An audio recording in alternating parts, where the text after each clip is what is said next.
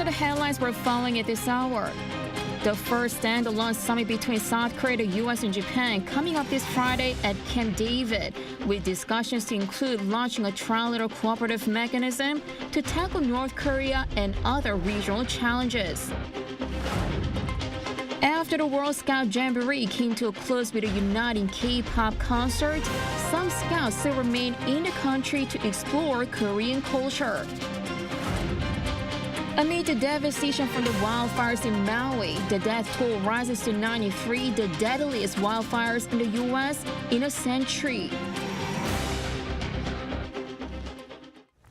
Good afternoon. President Yoon will depart for the U.S. on Thursday for the three-way summit with the leaders of the U.S. and Japan at Camp David on Friday. In what will be their first standalone summit, the three leaders are set to discuss launching a trilateral cooperative mechanism to tackle North Korea and other regional challenges. Our top office correspondent Oh Soo-young starts us off. South Korea, the United States and Japan will establish a trilateral system for multi-layered cooperation to face security and economic challenges in the Indo-Pacific region jointly. That's according to Seoul's Deputy National Security Advisor ahead of the Camp David talks this Friday between Presidents Yoon Joe Biden and Prime Minister Fumio Kishida. Gathering at the secluded presidential venue, the leaders will focus on institutionalizing a distinctive mechanism for cooperation. The leaders are set to discuss the common vision and basic principles for trilateral cooperation and establish a comprehensive and multi-layered cooperation system in various fields and at all levels. On security, the leaders will look to further strengthen their joint response to common threats in the region, namely North Korea's growing nuclear and missile capabilities with practical military measures. U.S. Ambassador to Japan Rahm Emanuel said last week that the joint statement would feature the regularization of top-level meetings to at least once a year, annual joint military training, along with intel sharing and cyber cooperation to deter North Korea. A senior Yoon official said the leaders' discussion will have the final word on such details, and that the format and the semantics of the trilateral body are being ironed out. Another key agenda item is cooperating to procure economic security with talks on supply chains, energy and advanced technologies. With the trilateral framework to strengthen their policy coordination on various issues, the trio also plan to join forces with other regional players like the Association of Southeast Asian Nations and the North Atlantic Treaty Organization to ensure freedom, peace and prosperity in the Indo-Pacific. With the focus on cooperation, the senior official said the leaders won't discuss Japan's release of Fukushima wastewater, and their joint statement is unlikely to include strong words on China. The Camp David meeting is the first ever standalone summit to be held by the three countries. Their dialogues began in 1994 and were always held on the sidelines of other international events. Their talks on Friday add further momentum to fast improving relations between Seoul and Tokyo after the neighbours fully restored bilateral trade and intel sharing in recent months. Seoul says bilateral summits are also likely to take place after a luncheon and a joint press conference at Camp David, marking the longest time that the three countries' leaders have spent together. Officials say that the Camp David meeting will make diplomatic history in the 21st century and a paradigm shift in Indo-Pacific security. Oh Soo-young, Arirang News.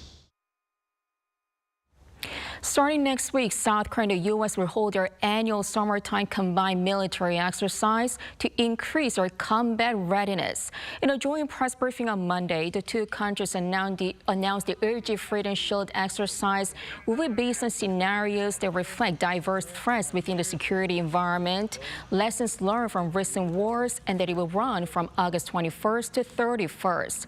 During this period, the allies plan to carry out about 30 combined field training events, more than double compared to last year, to strengthen their ability to work together.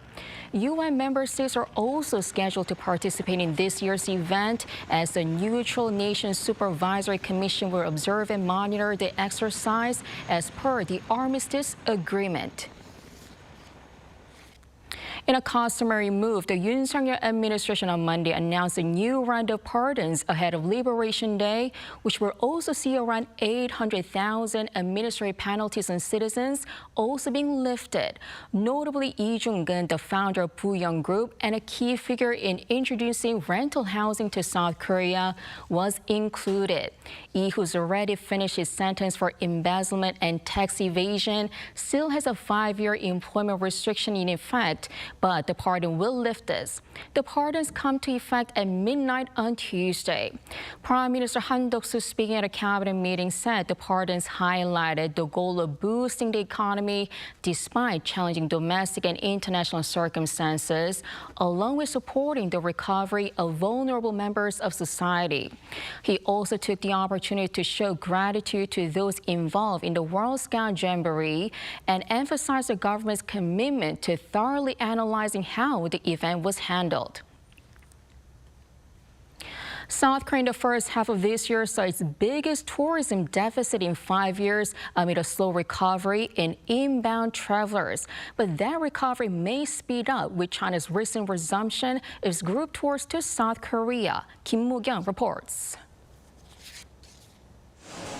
Due to the slow recovery in the number of inbound travelers following the COVID-19 pandemic, South Korea's travel balance for the first half of 2023 saw its biggest deficit in 5 years.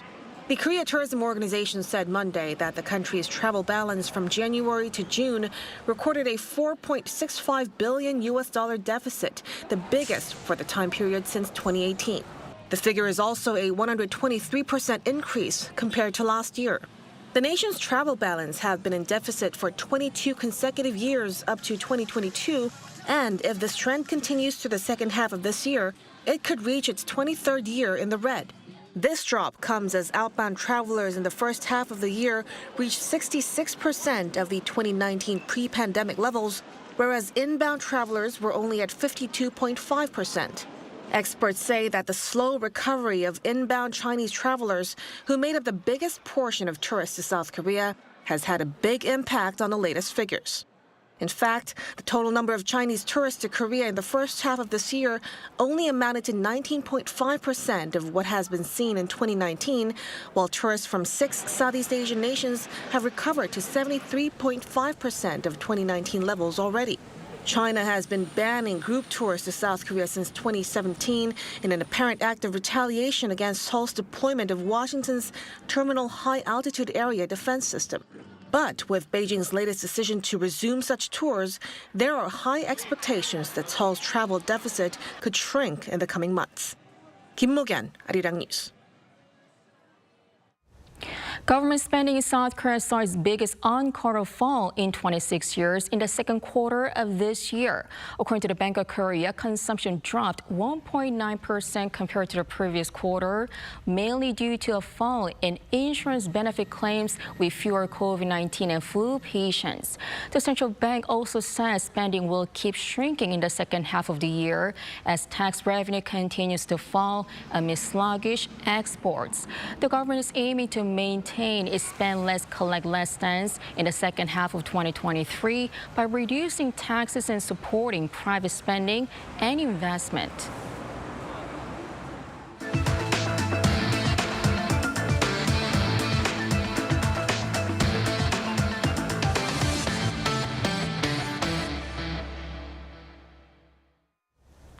The curtain officially came down on the 25th World Scout Jamboree last Friday, with over 40,000 scouts from all around the world reuniting here in Seoul at a grand K-pop concert. Our Shin Se-byuk has the highlights. A vibrant array of lights filled the Seoul World Cup Stadium on Friday as the K-pop Super Live concert brought the 25th World Scout Jamboree to a close. Some scouts were singing and dancing along with the performances while waving heart-shaped light sticks while enjoying the last moment of the official jamboree. A total of 19 K-pop acts, including New Jeans, IVE, and NCT Dream, took the stage, entertaining the 43,000 audience members from over 140 countries. These K-pop stars added a spectacular touch to the grand finale of the 2023 World Scout Jamboree. The most impressive was New Jeans. We've seen them go very viral online, so it was very nice to see them live finally. Everyone seemed to have a blast, just soaking in the concert experience. Originally planned for Saemangeum's outdoor stage on the 6th of August, the location went through a couple of switches due to sweltering conditions and Typhoon Khanun, first to Jeonju World Cup Stadium before being moved to Seoul World Cup Stadium. There have been unexpected twists and turns which only made the participants eagerly await the moment. I've had a great time anyway, regardless of what's happened, so this was just a nice way to end it. Yeah, exactly. I'm the same as well. I think definitely we'll be looking into some more K-pop. After the concert wrapped up, the night sky was painted with colorful fireworks. With the K-pop concert, the 25th World Scout Jamboree concluded its 12-day-long journey. 신새벽 아리랑 뉴스. After the grand concert, participants headed home, taking 12 days of sweet memories with them. But it's not over until it is really over. Some scouts are spending more time here in the country to get a longer taste of K-culture. Lee Seung-jae reports. After 12 days, the 2023 World Scout Jamboree in South Korea came to an end over the weekend, with the official closing ceremony taking place last Friday. Participants were seen at the Incheon International Airport, getting ready to go back home. For some, while the 12-day event had its ups and downs, it was a memorable moment for the teenagers. I'm very sad because I had a really good time in the Jamboree. Despite all the things that went wrong, it was a really fun experience getting to meet people from all over the world. And some of them thanked those that helped the Scouts in any way possible when help was needed. I'm so emotional to leave Korea, and I found out that the Koreans are so friendly, and they have tried everything to help the Scouts. While the intense heat wave was the reason so many of the participants were sent to hospitals in the early days of the event, one Scout member raised the issue of climate change, saying it's not Korea's fault that the intense heat led to a number of heat-related illnesses. And while many of the participants left the country after the conclusion of the World Scout Jamboree, others stayed behind to experience a bit more of the country, including a group of Scouts from Morocco who visited Gyeongbokgung Palace, where they dressed up in Korea's traditional hanbok. Others enjoyed spending time at amusement park, getting in some thrills before departing the country, while some of the remaining Scouts checked out popular tourist destinations like Namsan Seoul Tower. While the World Scout Jamboree might be a thing of the past now, the government says it will do all it can to cater to those that chose to stay behind to see more of what Korea has to offer. Lee Seung-jae, Arirang News. Now, over in Hawaii, amid the devastation from the wildfires in Maui, the death toll rises to 93, the deadliest wildfires in the U.S. in a century. An Sung-jin has the latest. The fires that are sweeping through the island of Maui are already the deadliest U.S. wildfires in more than 100 years. This is the largest natural disaster we've ever experienced. It's going to also be a natural disaster that's going to take an incredible amount of time to recover from. The Maui chief of police, John Pelletier, said at least 93 people have been killed as of last Saturday in the town of Lahaina. He added that the number of fatalities is going to climb as the rescue teams have only searched 3% of the damaged area. Families are still looking for their loved ones. I cannot describe what I'm feeling right now, so it's all I can feel it underneath me. So when I see the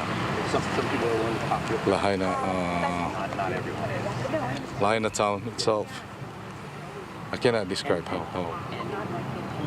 hard feelings I get. The wildfires that started last Tuesday have destroyed at least 2,000 structures, predominantly residential buildings. Strong winds last week made it difficult to extinguish the flames. As the flames die down, search and identification processes will continue using DNA testing and dental records to identify the victims. Temporary housing and rescue efforts will be the priority for recovery as more relief is starting to arrive. If you look at the turnout today, it's amazing. The whole island's coming together.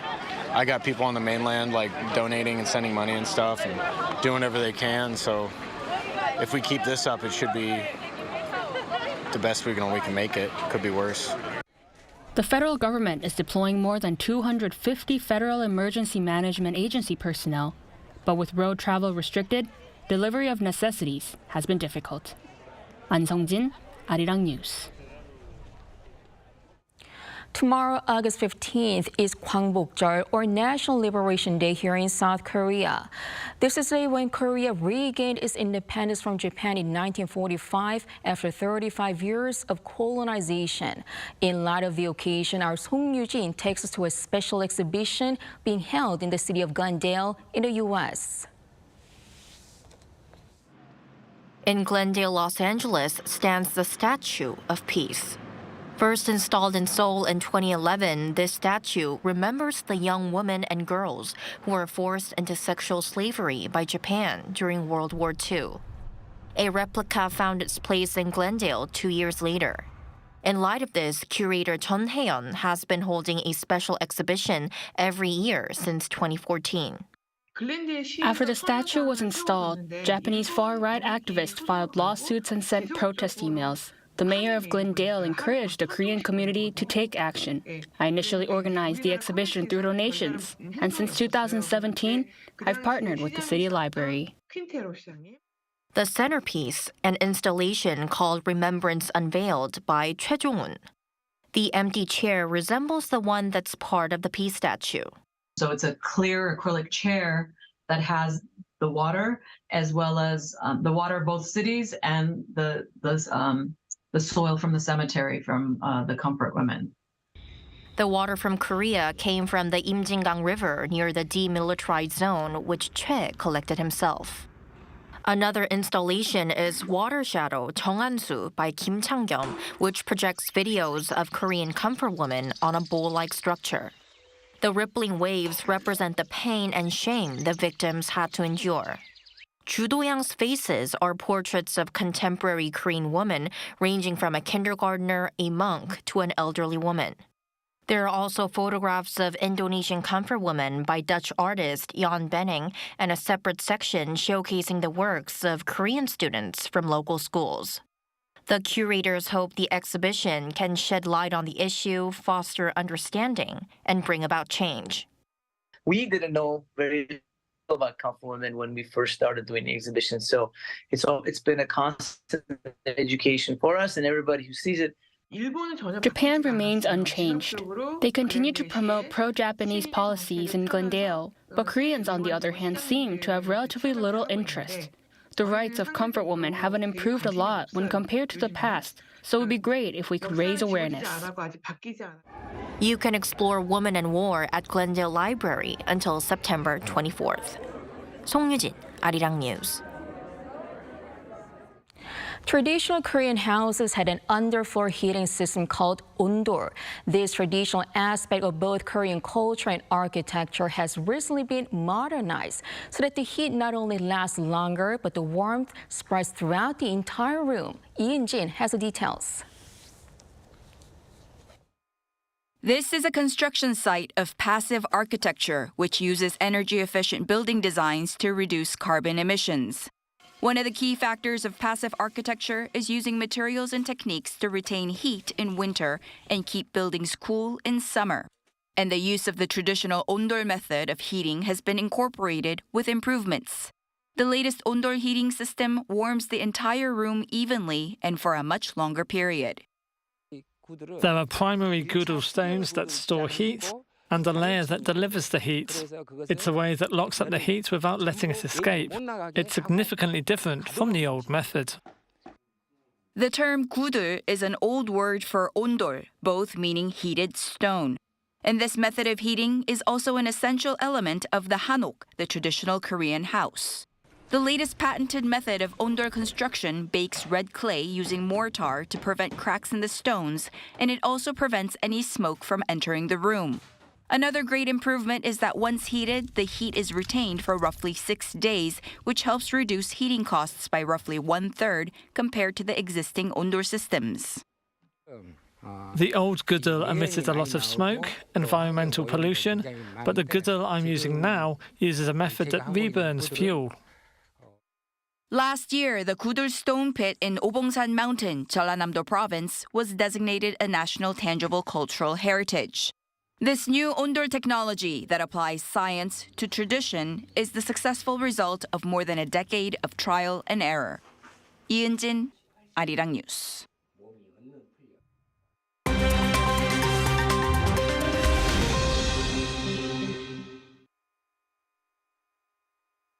Let's take a look at what's going on in the world now. The Russian Navy on Sunday fired warning shots at and boarded a cargo vessel in the Black Sea.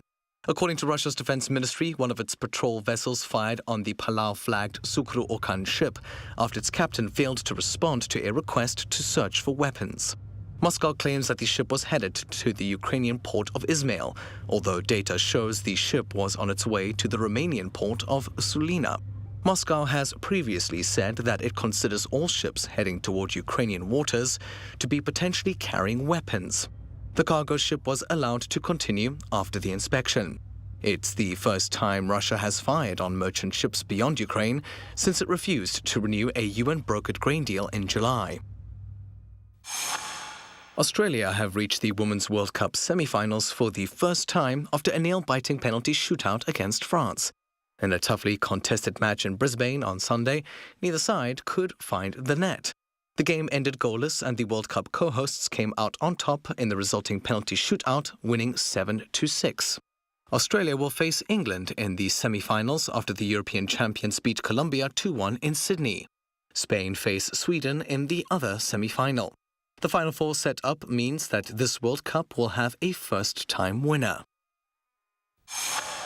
And finally, around 150 drivers took part in a unique annual endurance race over the weekend on lawnmowers capable of reaching speeds of up to 80 kilometers per hour. Renamed the BLMRA 500 from its usual title of Le Mans to mark the 50th anniversary of the British Lawnmower Racing Association, a special extended edition of the race was held in West Sussex, England. 50 teams of 3 people, including some from the US and Europe, took turns to complete 500 laps of the 1.4-kilometer-long track. The overall winner of this year's race was Team Bullseye Racing, who completed the full 500 laps in the shortest time. Matthew Ashley, Arirang News.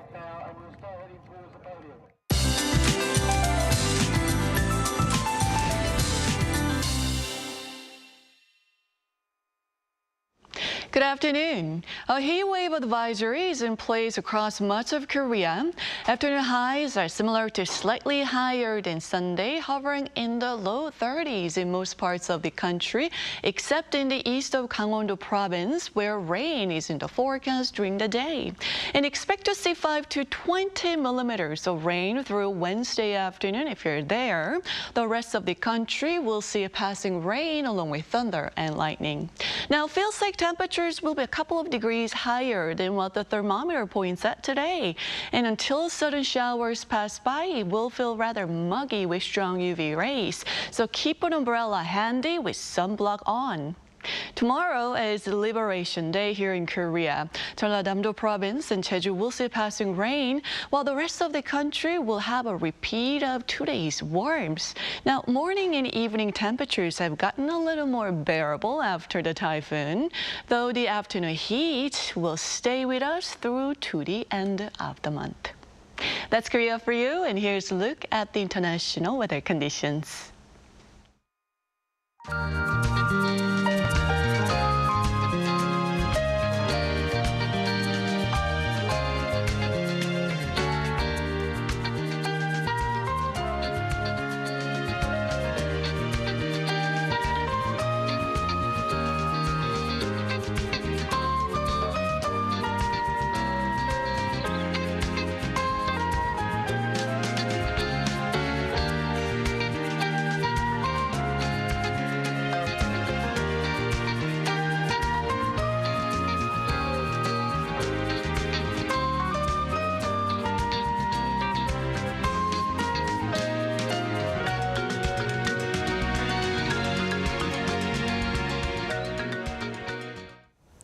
That is all for today. Thanks for watching.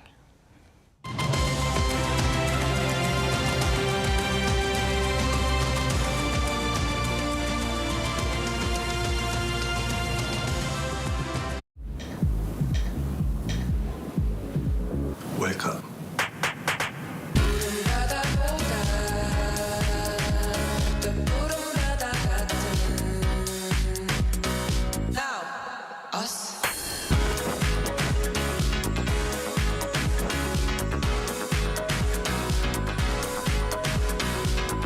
엄청난 에너지를 춤으로 뿜어내는 나라. 감당할 수 있겠니? 웰컴.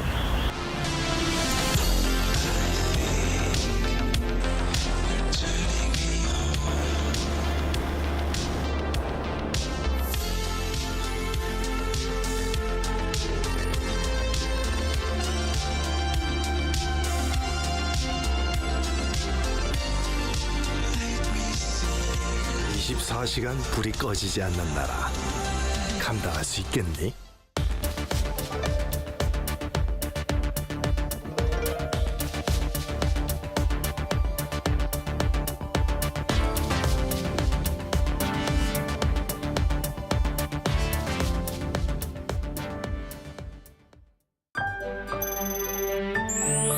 Hello, I'm Gustav Slamečka, Czech ambassador. Arirang TV is doing its best as a media diplomacy channel representing Korea by delivering current affairs information and news in a balanced voice. Everyone I meet can get news about Korea through Arirang, and we are thankful. I hope Arirang TV will continue to take the lead in delivering Korea's news to the world, and I hope it will be a channel for the world and Korea to synthesize. Resonating with the world, Arirang.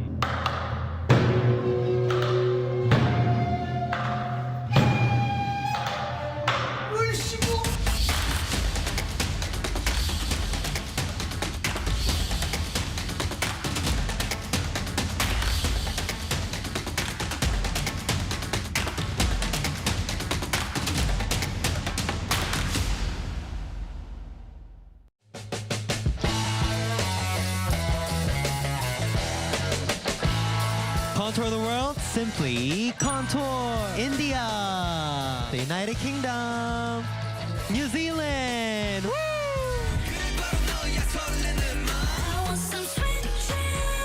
I'm excited. You excited? Of course. Yeah.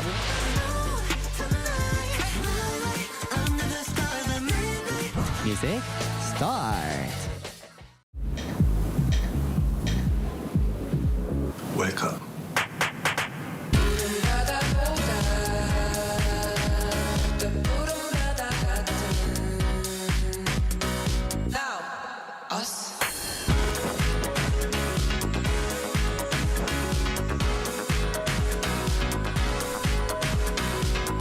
엄청난 에너지를 춤으로 뿜어내는 나라. 감당할 수 있겠니?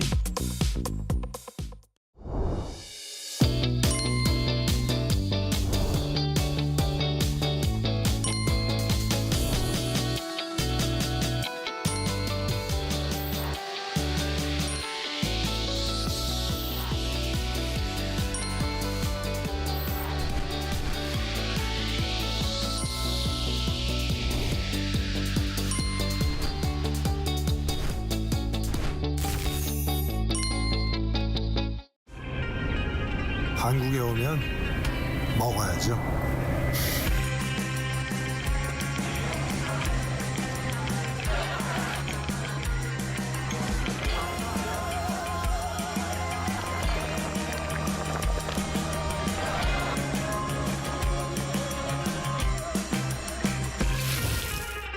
먹어도 먹어도 끝이 없는 나라.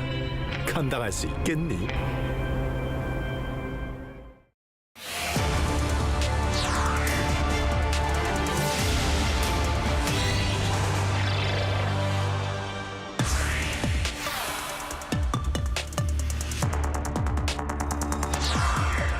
Today, that is August 14th, marks International Memorial Day for Comfort Women.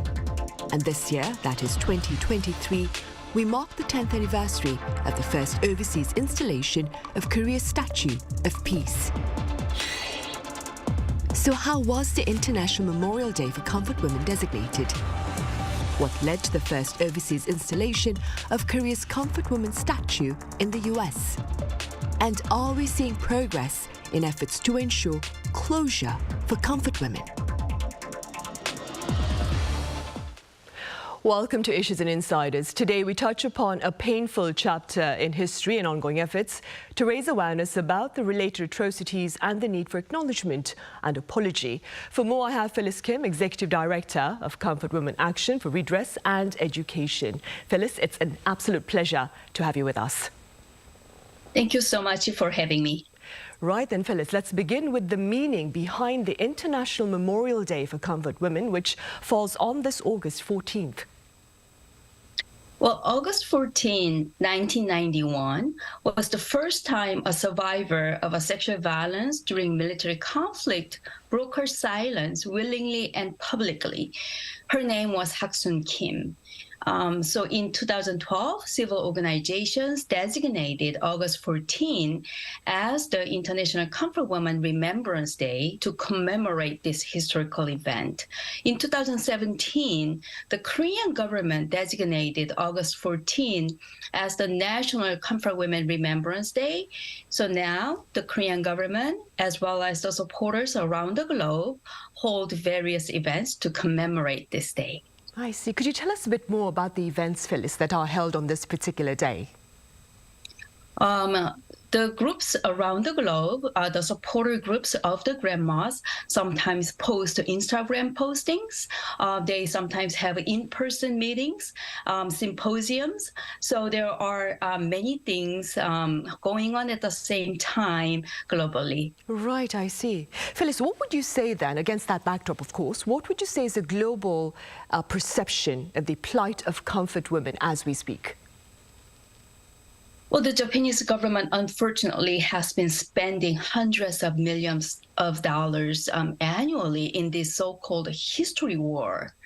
With that money, Japan is going to the global fora such as the UN, the United States, Germany, the Philippines, and other countries arguing that the women were not forced, but freely and voluntarily joined the rape camp.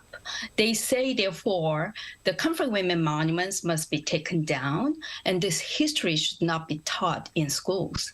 Well, this is Japan's attempt to deny and evade the responsibility for the institutionalized sexual slavery, but it's not working. Various UN human rights organizations are telling Japan time and again to accept the responsibility for the military sexual slavery. For the foreign cities like Glendale in the US or Berlin in Germany are saying no to Japan's demands to take down the comfort women monuments.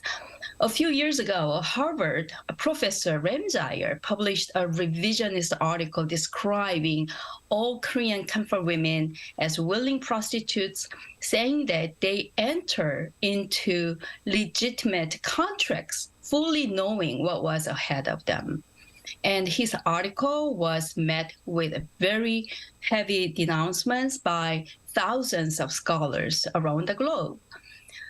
In the United States, McGraw-Hill, a textbook publisher, included the passage about the comfort women again this year, despite the very heavy pressure from the Japanese government to delete it from this American textbook. So the irony is, the more Japan tries to distort and erase this history, the better the global community realizes Japan's lies and hypocrisy. So I would say the global perception about the comfort women issue is becoming firmer, that this was a state-led, massive-scale human rights violation, and it must be remembered and educated in schools. Right, of course. Phyllis, as you mentioned, the peace monuments, this particular year also marks the 10th anniversary of the installment of Korea's Comfort Woman statue, also known as the Statue of Peace in Glendale, where you mentioned California. How this U.S. installation, that is the first installation outside of Korea's national borders. How does that make you feel? I feel very proud that the local Korean American community was able to persuade the Glendale City Council and the local Glendale community to embrace this history as Glendale's own. As time goes by, we are gaining more understanding of the issue that the comfort women issue is not just an issue between Korea and Japan, but it's actually a larger universal human rights issue. And I am happy and proud that our community contributed to bring this conversation and understanding to this American society. Right, and I hear there's a special event in Glendale to mark the 10-year anniversary of the installation of the Peace Monument in Glendale, that is. Could you tell us a bit more about that? Yes, we just celebrated the 10th anniversary of the Peace Monument in Glendale with more than 200 people from diverse communities, including not only the Koreans, but also the Japanese, the Chinese, and the Filipino Americans. We also had the presence of the mayor of Glendale, the city council members, the state senator Portantino, and the U.S. Congresswoman Judy Chu to celebrate the 10th anniversary of the Peace Monument with us.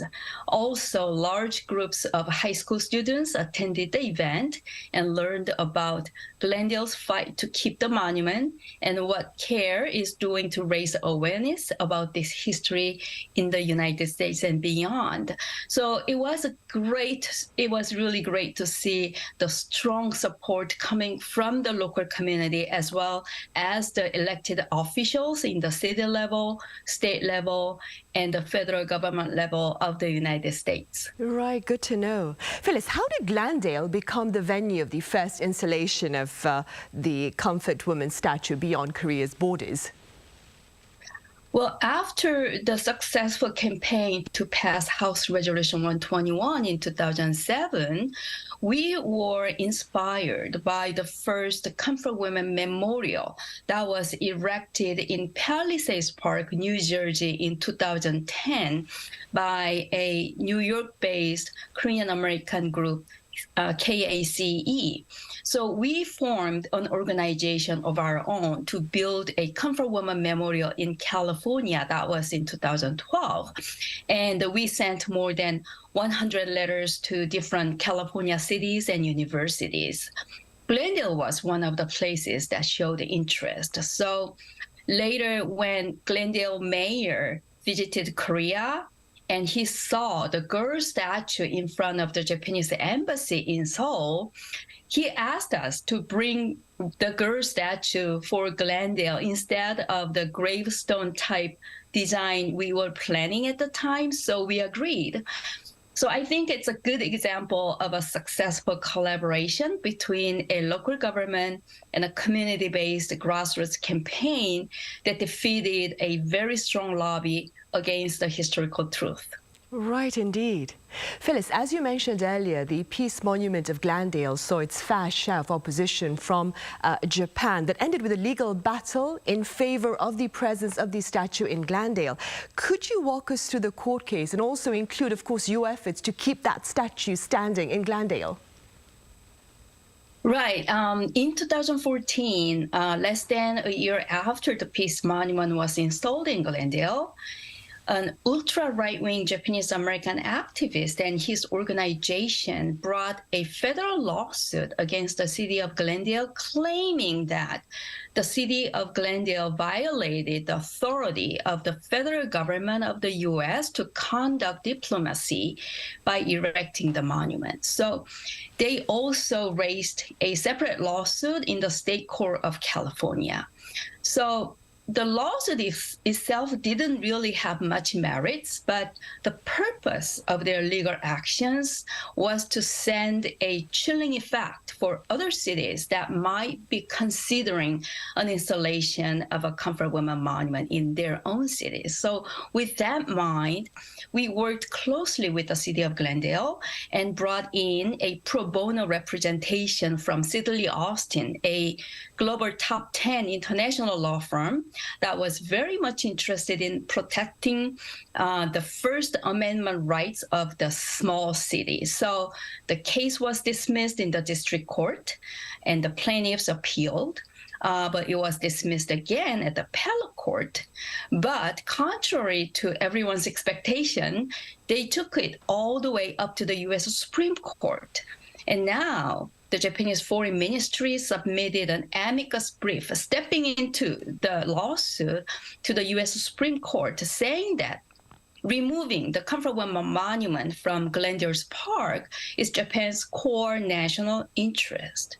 So it became very clear that Japanese government was behind the lawsuit all along, and it wasn't just some nutcase individuals who sued the city of Glendale.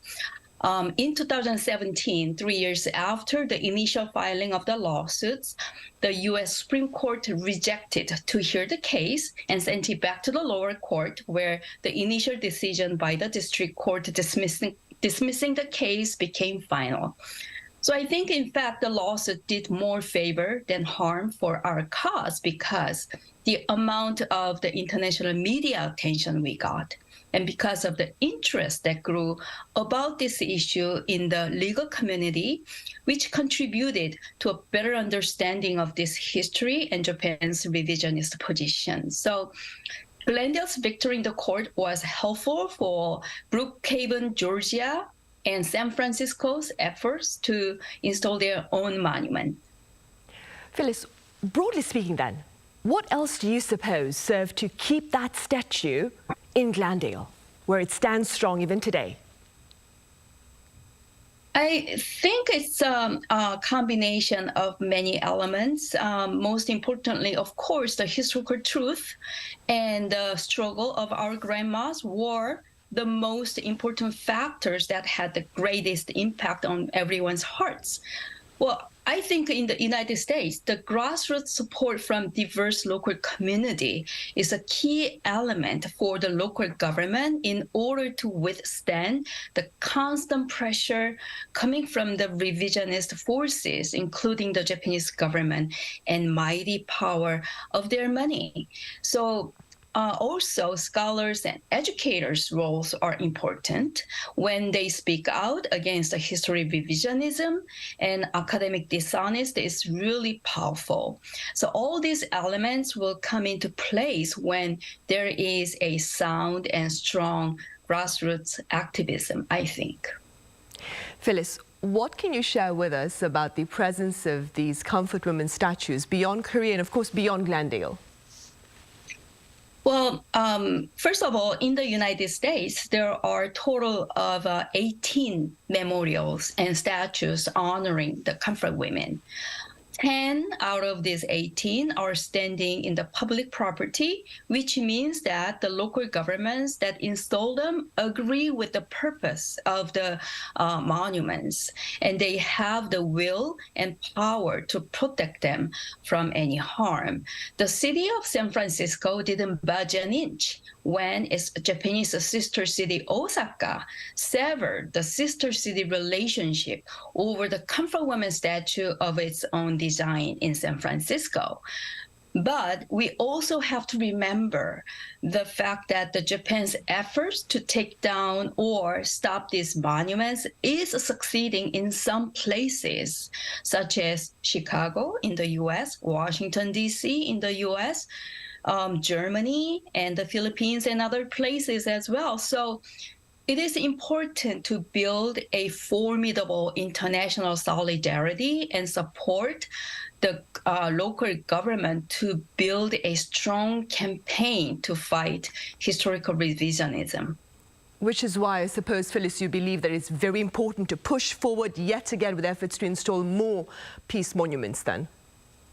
That's right. So building public monuments on the comfort women issue, especially outside of Korea, is a wonderful way to defeat Japan's history revisionism because it provides an opportunity for public discourse and education, as well as an opportunity to engage the local community. So another fact is that, comfort women issue has a global relevance these days because of the ongoing problems of the sexual violence against women during military conflict. Think about Ukraine. And the seriousness of human trafficking is a global pandemic. So remembering grandmas, who spoke out and struggled to recover their honor and dignity inspires so many young people and teach the value we want to hand down to the next generation. So I think that's why there are continuing efforts to build comfort women memorials around the globe, and I remain hopeful. So do I, Phyllis, so do I. Now, here in Korea, Phyllis, only 9 comfort women remain as we speak. And that being said, what more do you suppose can be done to raise better awareness about the atrocities they endured and the sincere apology that they have yet to hear? Well, first of all, we must preserve their testimonies and make them available in English language.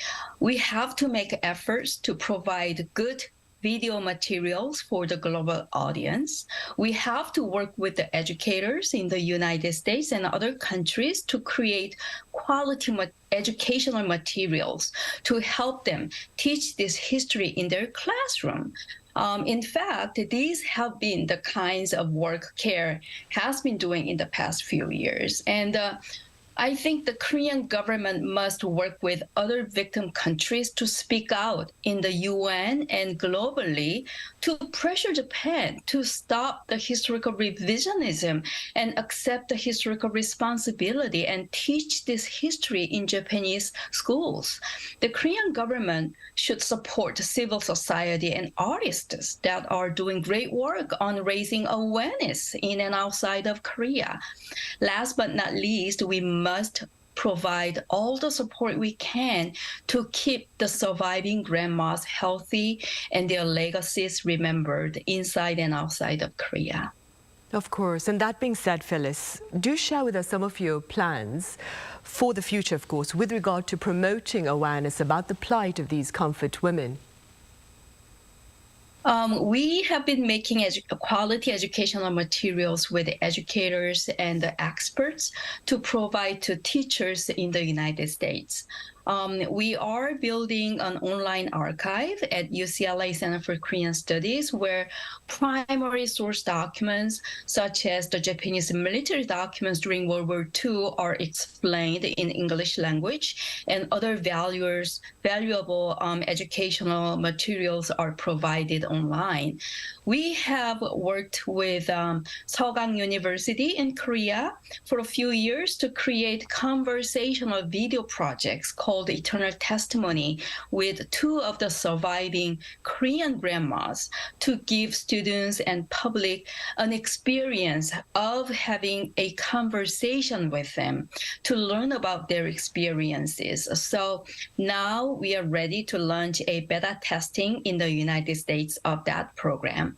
Also, we are having a 6-month educational exhibition coming up in Los Angeles from February to July of next year, targeting high school students and college students. So these are some of the work we've been doing during the pandemic and on an ongoing basis.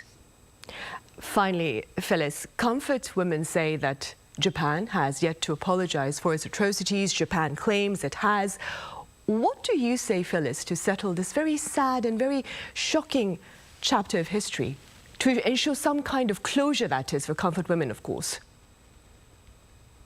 Well, when Japan says they have apologized, the question we need to ask is, what were their apologies for?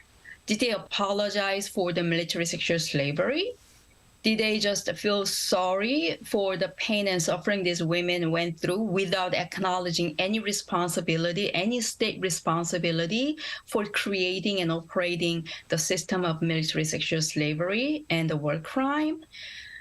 Japanese Foreign Ministry's website clearly states that the comfort women were not sex slaves, and there is no evidence of forcible recruitment, which are lies, plain and simple.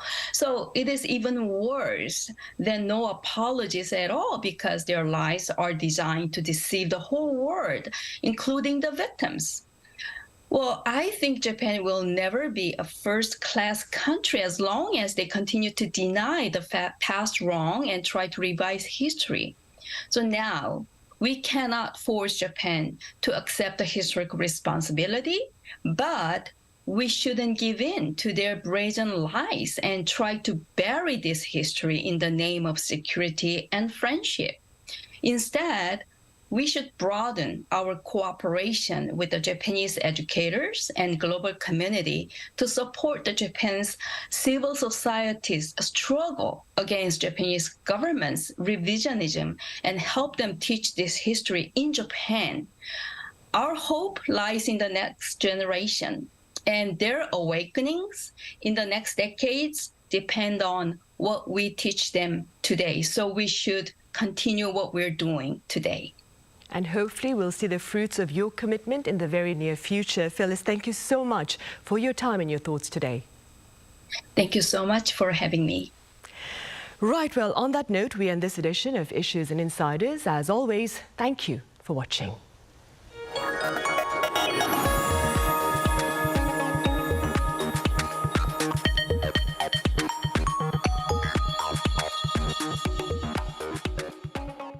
I'm live!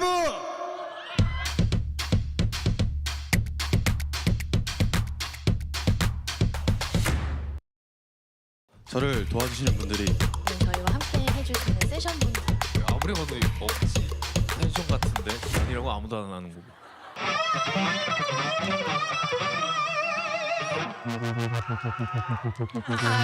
좋아요.